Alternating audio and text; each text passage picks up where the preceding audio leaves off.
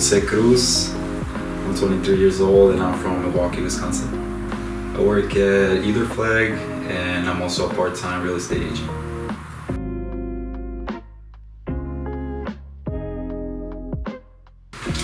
My lifestyle before my conversion, I was partying a lot. At one point, actually, I was an atheist. Sophomore year, I was really leaning towards science and I was really far away from God, and I feel like just recently, these past 2 years, I've gotten closer to Him. And yeah, I would party like every Friday. I would go out and drink, and even Saturday, I would just look forward to that all the time. And I think that a lot has changed from that point onwards.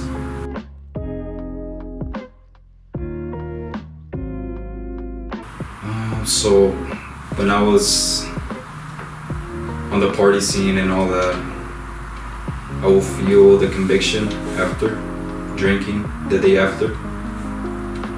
I knew that God was calling me, and God is a gentleman, Jesus is a gentleman. He'll knock on the door, so you can invite Him in. And I feel like there's been a lot of occasions that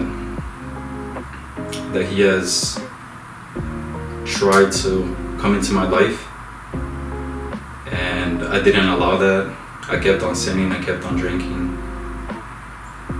and eventually I asked myself, why do I feel like it's wrong? I felt like I wasn't fitting in, I felt like I was out of place. And I think that's what the Holy Spirit was. It was definitely working in me. It was calling me. It was telling me to turn back, to direct my path. And at that point, I realized that I wasn't on the right path. And from there, I started going to church, and I feel like one of the things that really was there that guided me towards the church, back to the church, was my mom, because she would always go to church. I remember since we were kids, me and my brothers, and I just thought about that. I was like, she always goes to church, and it's why? I bet her prayers are always working in my life. They're always protecting me. Even when I was out there drunk late at night, I feel like her prayers were there, and eventually, thanks to God, I found my way back. I was the lost sheep of the 99, and Jesus came back for me.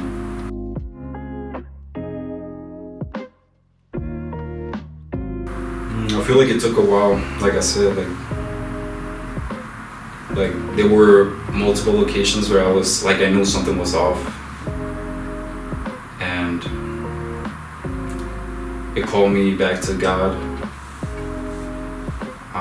But I would always just see how the world is nowadays, how it wouldn't feel right, especially how things are. There's a lot of self, not a lot of unity. It's very individual. It's a very individualistic society, and I feel like we've always been taught by the culture that we have to do things for ourselves.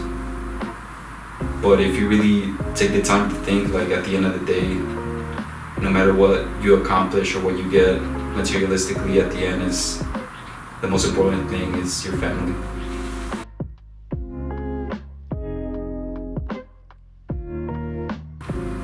I feel like my whole life has changed after I lived the retreat. I feel like I have a lot of conviction with everything, because I think about is this really serving me, whatever I do? Because there's so many things that they affect you physically, mentally, spiritually. So it's all on what you consume, what you take in. So I feel like a lot has changed. I've been going to Mass every Sunday now. I've been going to adoration more frequently, especially Wednesdays and Fridays now that is Lent. And my prayer life, I feel like I've been more intentional. I feel God's presence every day. Since the very moment I wake up till when the day ends. I feel like I always feel His presence wherever I go. And you know, every action and everything that I do, I always take into consideration how it can affect me and others. You know, and I'm always like trying to go the narrow path. You know, and it's tough at times because I feel like, you know, we're human and we fall down, but it's all about recognizing that you fell and getting up and trying again.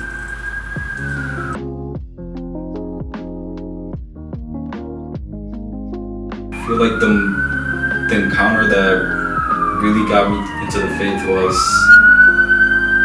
at the last day of the retreat. I can't really speak much of it because you have to live it. But after an event, I just had like a burning desire in my heart to change things and to change. It's starting with myself because you can't really change the world until you start with yourself. And I was very mad. I was like frustrated because I was so blind to the old ways, to the ways of the world. And it just kind of like made me very frustrated that, you know, and also thankful because God was there the whole time, you know, forgiving me, watching over me. So I feel like that really sparked me up, and you know, it's our job, it's our duty as followers to keep carrying our cross and have that fire burning. So I feel like intentionality with my prayers is definitely a challenge that I've been experiencing. You know, like anything, you have to put in the effort. You have to be very intentional with things. So for this Lent, I've been trying to work on that, especially Wednesdays and Fridays. You know, when I try to fast and I dedicate most of that day to pray and to make it very intentional, not just, you know, just to say, but also like be knowledgeable, like having really take into consideration what I'm saying and what it means.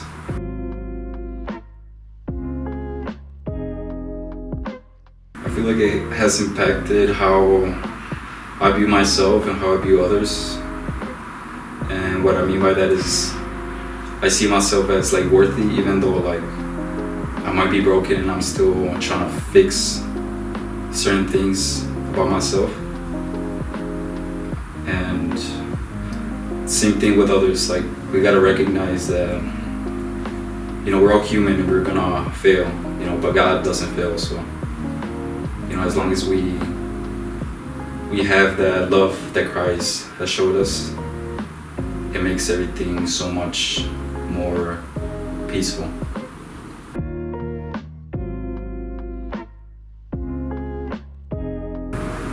I feel like the positive changes and new perspectives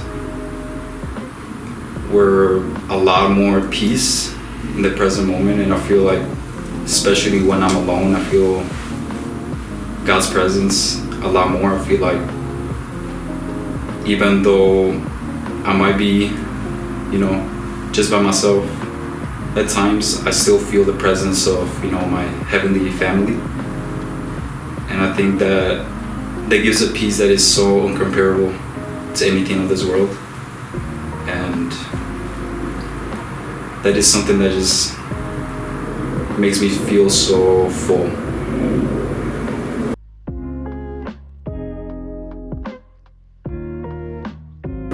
For this Lent, I'm actually doing Exodus 90, and So that it's a lot of things: cold shower, fasting, Wednesdays and Fridays, no meat Wednesdays and Fridays, and spending time,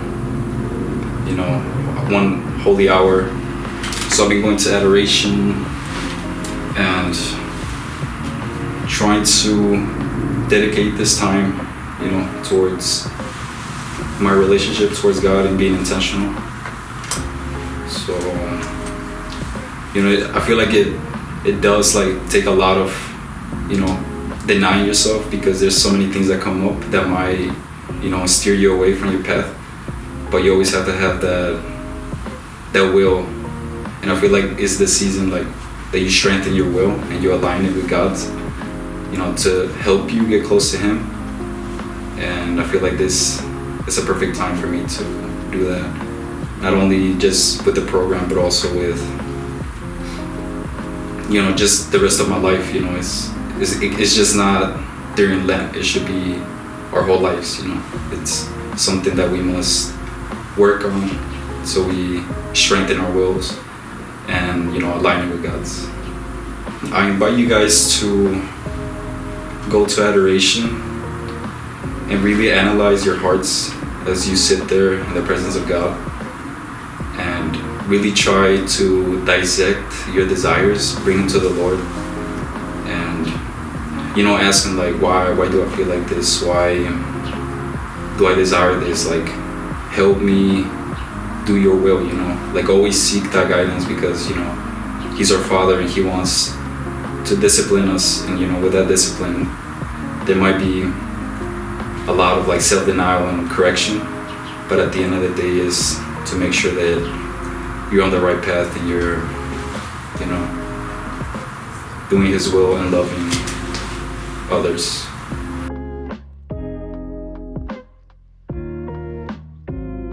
I would advise to not be too hard on yourself, but also take the right steps, even if they're baby steps, because there's so many things that we might want to fix right away, but it takes time. It's the process of conversion. It takes time. You're not going to be a finished product overnight.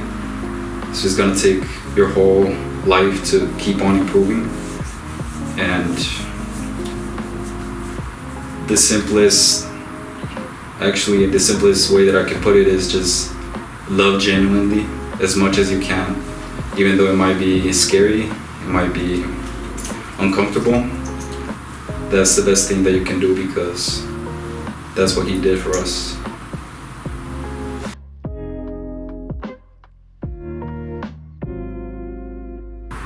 Looking back, I see how throughout my whole journey till this point, God has been calling me, and God has been watching over me. He's been wanting a relationship with me, and it just makes me feel so loved. It makes me feel like the prodigal son as well, because I'm coming back to the Father, even though when He called I didn't answer.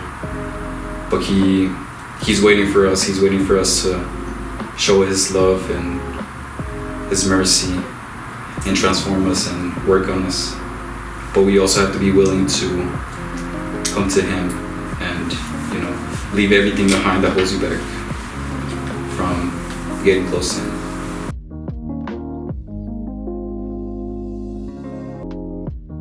I want you guys to live the retreat, whether if it's this March or the upcoming retreats. It's definitely something that you won't regret. It's probably the best thing I ever did in my life, and I feel like it could change your life.